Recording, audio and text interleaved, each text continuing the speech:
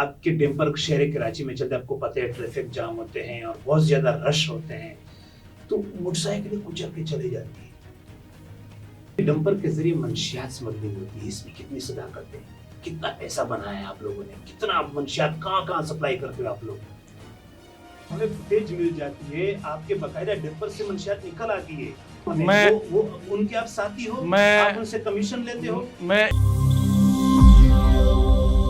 السلام علیکم، واہ پاکستان ڈیجیٹل کے ساتھ میں ہوں سعید خان. ناظرین، جیسا کہ آپ لوگوں کو پتہ ہے کہ شہر کراچی میں ڈمپروں کا راج ہے.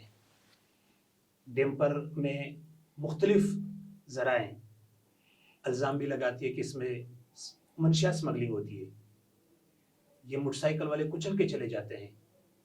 ساتھ ساتھ میں یہاں پر پشتون آبادی کے بھی بہت سارے مسئلے مسائل ہیں، جیسا کہ PRC، ڈومیسائل، شناختی کارڈ.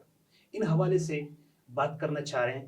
ہمارے پاس موجود ہے آل پاکستان کے چیئرمین ہیں آل پاکستان ڈمپر ایسوسیشن کے حلیم خان صاحب. سب سے پہلے آپ کا واہ ڈیجیٹل پاکستان میں آپ کو خوش آمدید کہتے ہیں.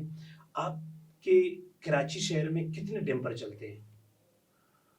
بسم اللہ الرحمن الرحیم. سب سے پہلے تو آپ کا شکریہ ادا کرتا ہوں سید خان بھائی، آپ نے ٹائم ہمیں دیا اور اسٹوڈیو پہ بلایا. شکریہ. Thank you. کراچی شہر میں تو تقریباً ہمارے ڈمپر جو چلتے ہیں وہ 9600 گاڑی کام کرتے. اس میں تقریباً شہر کے اندر 3 سے 3500 گاڑی کام کرتے اور باقی گاڑی جو ہے وہ شہر سے باہر کام کرتے. اچھا، یہ مجھے بتائیے گا کہ حال ہی میں آپ لوگوں کے کچھ جو پختون برادری کے کچھ وہ تھے افراد تھے، کچے کے ڈاکو نے اغوا کیا تھا.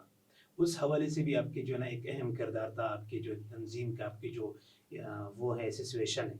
تو اس حوالے سے آپ ہمیں صرف یہ بتائیں کہ جو ذاکر صاحب تھے وہ کیسے رہا ہوا اور حکمت اللہ کیسے. یہ ایک عجیب قسم کا سوال ہے کہ مطلب ایک کیسے مطلب ان لوگوں نے خود سنا ہے کہ گاڑی میں بیٹھائیں ڈکیتوں نے. ذاکر کے لیے اگر میں بتا دوں، پہلا اس کا اغوا ہوا تھا، کچے کے ڈاکو نے اغوا کیا تھا. ذاکر میں تو ہمارا جتنا پشتون تھے، جتنے تنظیمیں تھے، سب نے بڑے کوشش کیے تھے، مگر اس میں جو اہم کردار تھا وہ ہمارا سراج الحق صاحب نے ادا کیا تھا، جو جماعت اسلامی کا امیر ہے آل پاکستان کے. انہوں نے ایک بہت بڑا کردار ادا کیا تھا. انہوں نے وزیر اعلیٰ سن سے بات کیا تھا، مراد علی شاہ صاحب سے، پھر انہوں نے سید غنی سے بات کیا تھا، ناصر شاہ سے بات کیا تھا، اور اس میں نے خود بھی ناصر شاہ سے بھی ملاقات کیے تھے اور وزیر اعلیٰ سن سے بھی میں نے ملاقات کیے تھے اس کے سلسلے میں. اور پھر انہوں نے SSP سکر اس علاقے کا جو ہے ان سے بات کیا تھا. تو سراج الحق صاحب نے اس میں جو کردار کیے تھے، ہمارا ٹرانسپورٹ کا بھی بڑا کردار تھا، ہم نے بھی بڑا بھاگ دوڑ کیے تھے، مگر سراج الحق صاحب کے کوششوں سے اس ڈاکو نے ذاکر اللہ کو بس میں بیٹھا کے سراب گوٹ لایا اور ہمیں فون آیا کہ ذاکر اللہ بازیاب ہو گیا بڑا خیریت کے ساتھ. اور وہ اس وقت سراب گوٹ میں موجود ہے. وہ الحمدللہ اس وقت کراچی میں موجود ہے. پھر اس ٹائم تو گاؤں چلا گیا تھا جندول خیبر پختونخوا، اور ابھی واپس مزدوری کے لیے آئے ہوئے ادھر کراچی میں بھی موجود ہے اور بچوں کے لیے کچھ دال روٹی مجھے کا. صرف یہ بتائے گا حلیم خان صاحب کہ جو حکمت اللہ محسود ایڈوکیٹ صاحب کا جو واقعہ ہوا، وہ کچے کے ڈاکو نے واقعہ ظاہری بات ہے آپ لوگوں کے لیے ایک سر درد بنا ہوا ہے. وہاں پہ ٹرانسپورٹ آنا جانا ہوتا ہے، آپ کے ڈرمپرز بھی وہاں اغوا ہوتے ہیں. تو سننے میں یہ آ رہا تھا کہ IG صاحب سے آپ لوگوں نے ملاقات کی، پھر اس نے کہا تھا کہ آپ 4 رکنی کمیٹی بنا کے سکر جائیں، وہاں پہ آپ کو یہ حکمت اللہ محسود مل جائے گا. جیسے کمیٹی پہنچی تو مل گیا. ان کے تھوڑا سا ہمیں تفصیل بتائیے. یہ تو آپ کو پتہ ہے کہ جس دن ہم لوگوں نے سپر ہائی وے کو بلاک کیا تھا سراب گوٹ پہ اللہ سب کے سامنے، تو کافی تعداد میں ہمارے پشتون برادری کو اور بہت سارے قومیں ساتھ نکلتے. جب وہ بلاک ہو گیا تھا تو SSP صاحب آئے تھے اور ان سے ہم نے میٹنگ کی. جب ان سے میٹنگ کیا تو انہوں نے بولا کہ IG سن صاحب سے آپ لوگوں کا کل ملاقات ہے. پھر جب IG سن صاحب سے جب ملاقات ہوا تو اس نے 4 رکن کمیٹی بنایا. اس میں ہمارے ڈمپر ایسوسیشن کا جو آل پاکستان کا جنرل سیکرٹری ہے جان عالم مسعود صاحب، ان کے سربراہی میں، اور کچھ مسعود لوگ اور 2-3 تھے. وہ جب وہاں پہنچے تو ان کو رات کو 1:30 بجے انہوں نے ایڈوکیٹ صاحب کو حوالہ کر دیا اور ڈاکو نے. تو یہ ہمارا سمجھ نہیں آتے کہ ایک بندہ اغوا ہوتے, اگر حکومت پہ پریشر ڈالا جاتے تو حکومت بندہ آپ کو خود دے دیتے. یہ میں تو اس ٹائم بھی میں نے یہ اپنا جو میرا سپیچ تھا اس میں اور صاحب کے سامنے بھی میں نے یہ بات کی ہے کہ یہ لوگ تفریح کے لیے آتے سن سے, پنجاب سے, ہمارے خیبر پختونخوا, ہمارا گلگت بلتستان, ہمارے مطلب یہ ہے کہ پورا خیبر پختونخوا, وزیرستان, جس علاقوں میں ہمارا گھومنے پھرنے کی جگہ ہے, تو یہ لوگ تفریح کے لیے آتے. اگر ہمارے بندے کسی کو وہاں بٹھائے اور بولے کہ یہ میں نے اغوا کر لی تو یہ تو پورا خیبر پختونخوا کا بیزتی ہے. ہم لوگ اپنا بیزتی سمجھتے ہیں اس بات کو. میں اپنے تمام سن کے, کیونکہ سن میں ہمارے زندگی خود ہو گیا, میرا بچپن گزر گیا سن کے اندر. ہم لوگ کاروباری لوگ ہیں اور کاروباری شہری, ہم سن کے لیے کام کرتے کیونکہ یہ سن صبح آباد ہوگا تو ہم ساتھ آباد ہوں گے. تو میں ریکویسٹ کرتا ہوں سن کے جتنے بھی بڑے ہیں ہمارے, خاص طور ہمارا مراد علی شاہ صاحب تھے, ابھی تو خیر سی ایم نہیں ہے, مگر بلاول صاحب سے, زرداری صاحب سے اور بڑوں سے سن میں جتنے بھی ہیں, ہم ان سے بھی ریکویسٹ کرتے کہ یہ کام بند کیا جائے. اس میں میرا خیال یہ ہے کہ اگر یہ ہوگا ہمارا پشتونوں کے ساتھ تو ایک انا کا مسئلہ بن جائے گا. آج جیسا کہ ہمارے لوگ اغوا ہوتے, کل ہو سکتے ان کے بھی لوگ اغوا ہو, پھر یہ ہمارے بندوں سے مطالبے کریں گے. تو میرا خیال یہ ہے کہ یہ کام کسی بندے کے ساتھ نہیں ہونا چاہیے, کسی کے ساتھ نہیں ہونا چاہیے. اچھا, ابھی آتے واپسی اپنے ٹاپک پہ ڈیمپر کے حوالے سے آپ مجھے یہ بتائیں کہ آپ کے ڈیمپر شہر کراچی میں چلتے, آپ کو پتہ ہے ٹریفک جام ہوتے ہیں اور بہت زیادہ رش ہوتے ہیں, تو موٹر سائیکلیں کچل کے چلی جاتی ہیں, تو ان کے ساتھ آپ لوگوں کا کیا سسٹم ہوتا ہے, کیسے مطلب آپ لوگ فیصلہ کرتے ہیں؟ ابھی بھی مطلب آپ جو ہے شاہ فیصل کے تھانے سے آ رہے ہیں, وہاں بھی ایسا مسئلہ ہوا تھا. اصل میں یہ کیوں ہوتا ہے یہ ایکسیڈنٹ؟ دیکھیں, میں اگر آپ کو بتا دوں, ابھی جس واقعہ سے میں آیا ہوں, بائک چلاتے چھوٹے بچے 13 سال کی عمر میں, 14 سال کی عمر میں, تو ماں باپ کا بھی کوئی اس میں میرا خیال یہ ہے کہ کوئی ذمہ داری ہوتے ہے نا.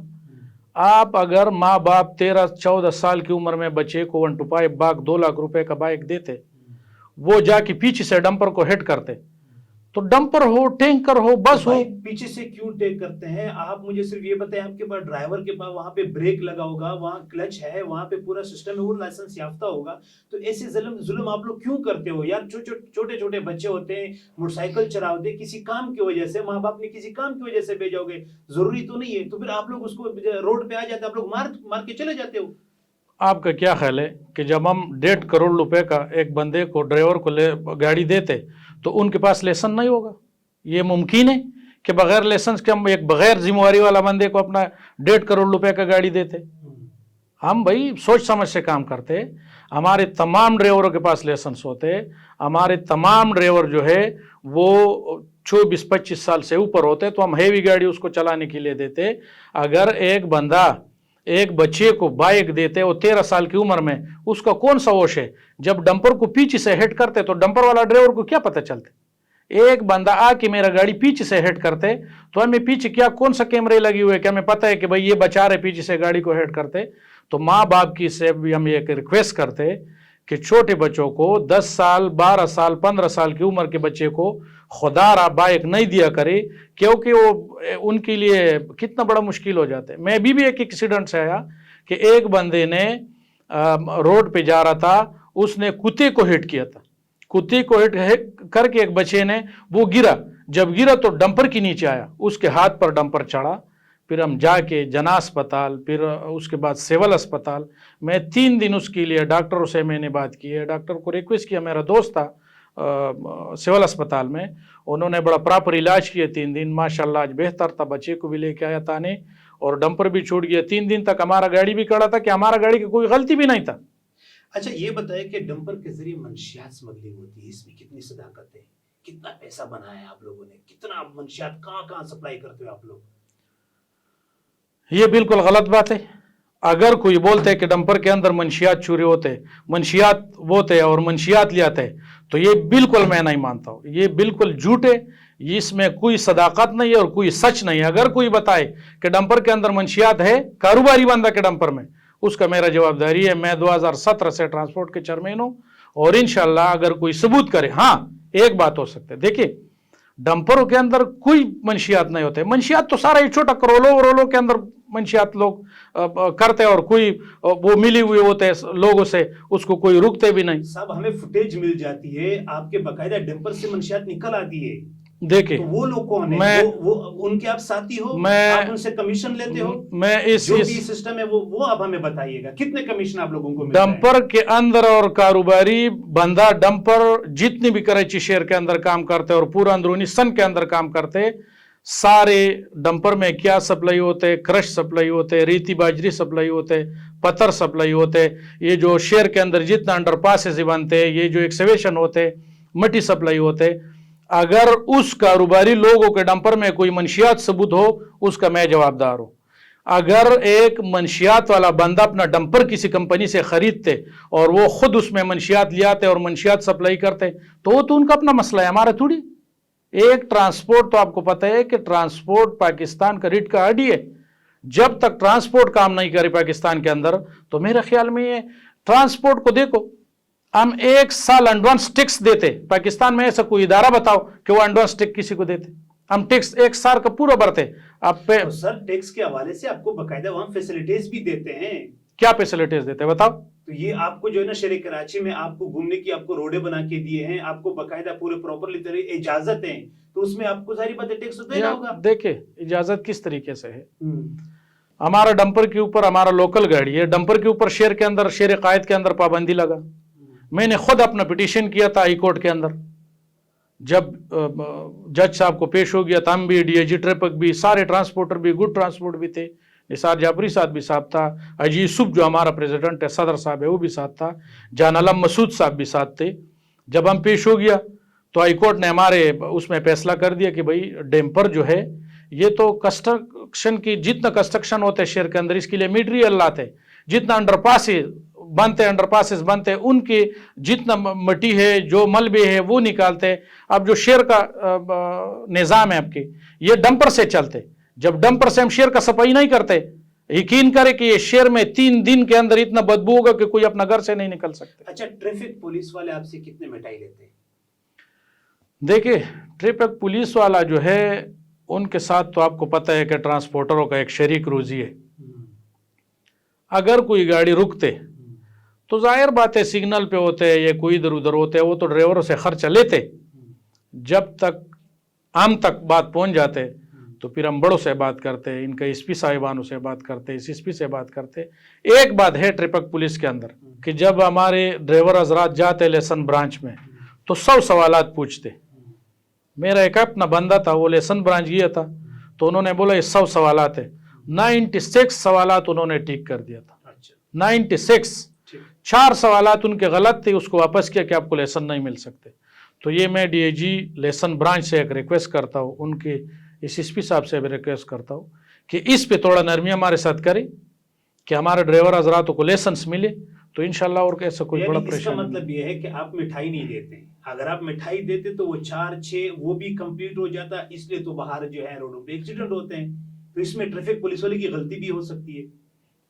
نہیں دیکھیے مٹائی کا بات تو اپنا جگہ ہے, مگر میں یہ سوچ رہا ہوں کہ اگر 100 سوالاتوں میں آپ کسی اچھا افسر سے بھی کریں, میرا خیال یہ اس کو بھی 100 سوالات نہیں آئے گا. ٹریننگ کا 100 سوالات کسی کو نہیں آ سکتے. بھائی میں خود ٹرانسپورٹ چیئرمین ہوں, میں 2009 سے دیکھ رہا ہوں اس معاملات کو, 2017 سے میں ٹرانسپورٹ چیئرمین ہوں, مگر 100 سوالات اگر ہم سے پوچھتے تو ہمیں بھی یاد نہیں. اچھا یہ بتائیے کہ سندھ حکومت آپ کے کاروبار میں پریشانی کرتی ہے, آپ کو پریشان کرتے ہیں بالخصوص شہر کراچی میں؟ دیکھیں پریشانی تو یہ ہے کہ آپ کے سامنے ہے, ڈیزل دیکھو, پیٹرول دیکھو, ہمارا پارٹس دیکھو. ہم پہلا ڈمپر کا جب باڈی بناتا تھا تو وہ ہم 8 لاکھ روپے کا بنا رہا تھا. ابھی میٹیریل اتنا مہنگا ہو گیا کہ ہم 22 لاکھ روپے کا ایک باڈی بناتے. تو یہ تو ہے پریشانی یار. پریشانی کل سے جو یہ ملک کا حالات تم دیکھو, کیا حالات ہے ملک کا. لوگ وہاں بھی نکلے, یہاں بھی نکلے. ایک غریب بندے کو دیکھو, روزی کے لیے پریشان ہے. ایک بچہ اگر اسکول میں داخلہ لیتے اس کے لیے نرسری میں ان کا 10-10 ہزار روپے پیسے ہوتے. کون غریب بندہ کیسا رہیں گے اس شہر کے اندر, اس ملک کے اندر. میرا خیال یہ ہے کہ اگر سیاستدان اپنے اپنے مسئلوں میں مصروف ہے, ان کا اپنا مسئلہ ہے, مگر گورنمنٹ سے ہمارا ایک درخواست یہ ہے, اور خاص طور ہمارا اپنا ملک کا جو ادارے ہے وہ یہ ملک ہمارا ماشاءاللہ چلاتے, جب تک ہمارا ادارے کام نہیں کرتے تو ملک ہمارا چلتے نہیں. ہمارا ادارے بڑا ساتھ دیتے عواموں کو, لوگوں کو, مگر ہم اپنا اداروں سے ریکویسٹ کرتے کہ اس ملک کے لیے ایسا کوئی سسٹم بنائے کہ لوگوں کو خوشحالی ملے, لوگوں کو روزگار ملے, لوگوں کو یہ جو آوارہ بچی گھومتے اس کو تعلیم ملے. اگر ایک بندے کا 15,000 روپے سیلری ہے ماہانہ, تو وہ بچے کا پیس کیسے 10,000 روپے دیں گے؟ اس کا بچاؤ آ رہا ہوگا. جب بچاؤ آ رہا ہوگا تو ہمارا سارا ملک کا نقصان ہے. اچھا ٹھیک ہے, ابھی اس کے بعد آتے ہیں یہ پشتون کے جو برادری یہاں کراچی میں, ان کے مسئلے مسائل بہت زیادہ ہیں, ایم ڈی مسائل, پی آر سی, ہیلتھ اور ایجوکیشن. تو اس پہ آپ لوگ پختون قوم کے مشران ہیں, کبھی کسی سے بات کی ہے کہ مطلب ہمیں ایسا سسٹم دیا جائے کہ باقاعدہ ہمارے جو بھی بچے یہاں پہ پیدائش ہوتے ہیں ان کو پراپرلی یہ چیزیں مل جاتی ہیں؟ اس پہ آپ لوگوں نے کس سے بات کی یا کبھی یہ سوچا بھی ہے؟ یار دیکھیں, میں نے کافی سارے لوگوں سے بات کی ہے, کافی سارے افسرانوں سے بات کی ہے, دوست ہیں میرے بہت سارے, ان سے بھی میں نے بات کی ہے, مگر وہ ہمارا پشتون برادری جو ہے ان کے اندر بھی کمی ہے. اگر یہ اپنا کمی دور کرے تو میرا خیال یہ ہے کہ ملک کا قانون تو سب کے لیے ایک برابر ہے. پشتون برادری سے ہم ایک ریکویسٹ کرتے کہ یہ ایک ہو جائے. جب تک ایک نہیں ہو, میرا خیال یہ ہے کہ اس کا مسائل جتنا بھی ہوگا اپنا مسائل اسے دو چار ہوں گے. اگر یہ لوگ ذرا اپنے طور دے کے اور اپنا بچوں پہ خیال کرے, اپنے برادری پہ خیال کرے, متفق ہو جائے, میرا خیال یہ ہے کہ ملک کا قانون جو ہے وہ اردو سپیکنگ ہو, وہ پنجابی ہو, وہ پٹھان ہو, وہ بلوچ ہو, جو بھی ہو, سب کے لیے ایک ہی ہے. مگر ہمارا کچھ کوتاہی ہے اس میں. اگر ہم اپنا کوتاہی اپنے سے دور کریں انشاءاللہ سب معاملات ہمارا حل ہو جائیں گے. حلیم خان, آپ کا بہت بہت شکریہ. اگر ہمیں یہ کوتاہی ہم دور کریں تو سب کے سب کا کام ہو جائے گا, اس میں کوئی شک نہیں ہے. ناظرین, اگر آپ لوگوں کو یہ پروگرام پسند آیا ہو تو ان کو آپ لائک بھی کریں, شیئر بھی کریں. واہ پاکستان ڈیجیٹل کی طرف سے یہ پہلا میرا پروگرام ہے, میں ان کا بہت مشکور ہوں, اور اس کے ساتھ مجھے دیجیے اجازت. شکریہ.